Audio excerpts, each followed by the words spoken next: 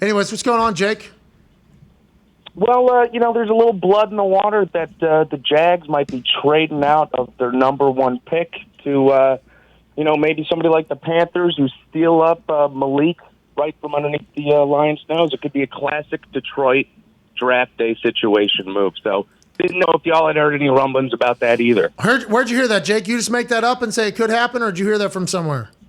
No, I was listening to 5 Star Points vid and Urinating Tree. If you know them on YouTube, they do excellent draft day and retrospectives and stuff. But they were having to talk about, urinating. The Jags right now. Yeah, obviously Aiden Hutchinson is the best D end right now. But if they drop down to 5, somebody else comes up and takes a quarterback that they need, it could shake up the whole draft. That could shake up the whole draft. And Urinating Tree is something I've seen on the internet. I did not know they were draft experts or not. I have seen Urinating Tree on the internet, so nothing but respect if they are draft experts. I mean, maybe Jacksonville moves out of there. Maybe. Everybody's talking about everybody wanting to move back in this draft, except for Jerry Jones, who said, I would move up in this fucking Hell yeah. Everybody else is saying they want to get back. They want to get back. Why wouldn't you at number 1, I guess? But will somebody go up to get Malik Willis? Let's just remember 4 weeks ago, none of these quarterbacks were worth a single fuck. Nope. If one of them becomes worthy of trading up to the number 1 overall pick to be taken, I would never believe anything that's ever said ever again about anybody in the football world. Yeah, I mean, I suppose it could happen, but because of all that, like, you would assume that Carolina thinks they could probably get him at 6, so there's no reason to trade up to 1. Carolina has to think to themselves, though, do we want to go with Sam Darnold, who's owed the exact same as Baker Mayfield, right? Yep. $18.5 million or $19 million each of them. Do we want to trade for Baker? Which Baker said on the You Never Know podcast, you know what I mean? He said, right, I think that's what it's called. Yep. Yeah. I think that's what it's called. With Mike. Just Mike. Just Mike. Not Mike Stud anymore. Just Mike. I got nothing but respect. I apologize. I've been in my world. It's just Mike now. Okay. He said on there that Carolina's not going to happen. But then Ian Rappaport comes on, who will join us in the 3rd hour, Shams Sharani in the next hour, as well as A.J. Hawk in the next hour.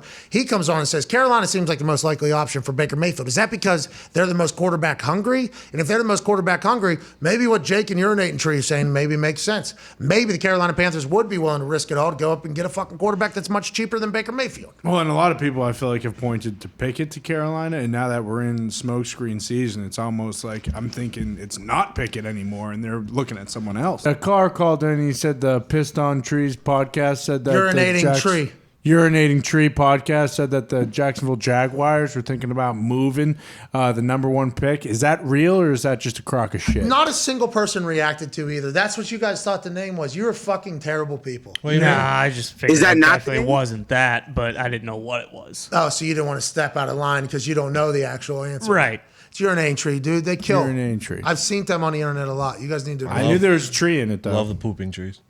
Well, Now that's your problem. That's AJ's band. That's the Toilet Oh, Seat Boys. yeah. Sorry about it, but the Jags. No, it's a great podcast. I'm a big fan of whatever that is. See? Yeah. No, you Whatever don't know. that is, geez. Me and Ian know. You don't. Urinating Trees. We knew. What does that mean? No, none of that's true. We're out there pissing in the wind, dude. I think if the Jaguars could move from 1, they would definitely listen. My sense from this draft is everyone from 1 to like probably 7 or 8 or maybe more would like to move back, because it seems like just, they grade all the players, and it seems like the players from like 1 to 20 are like kind of similar. Yes. There's not like like last year, everyone knew Trevor Lawrence was going to be the number 1 pick. That's fine. He had the highest grade for almost every team. It's not like that this year. There's players clumped up. The grades are much more even, so everyone in the top would like to get back so they could get a similar player but pay less money. But when that happens, when everyone wants to get back, not a lot of people want to come up. So Jerry Jones. Yep. That's right. Hey, is this because you've just gotten back into work after that full vacation you had, and you're like, oh shit, nobody really wants to draft anybody? Because the whole draft week conversation, right, is Aiden Hutchinson, Travon Walker, Thibodeau maybe getting in there. When's the first quarterback going? Here we go. And then a caller called in, said Urinating Tree, great podcast, great group on the internet. They're talking about the Jags maybe wanting to trade out, and I don't know them well enough to know if that's via their sources or just punditry. But once that option was presented, you started thinking to yourself that all we've heard really from anybody speak about this draft, other than Jerry Jones, is everybody wants to move back. We didn't know if it was at the top, though. It sounds like you're hearing, there's a lot of people that are also echoing those sentiments. Yeah, and I think what's going to be interesting is, I don't know that we'll get a trade real early, but one of the good players at the top is going to start slipping a little bit. And so you get, let's say it's Kayvon Thibodeau. Let's say he gets to 6 or 7.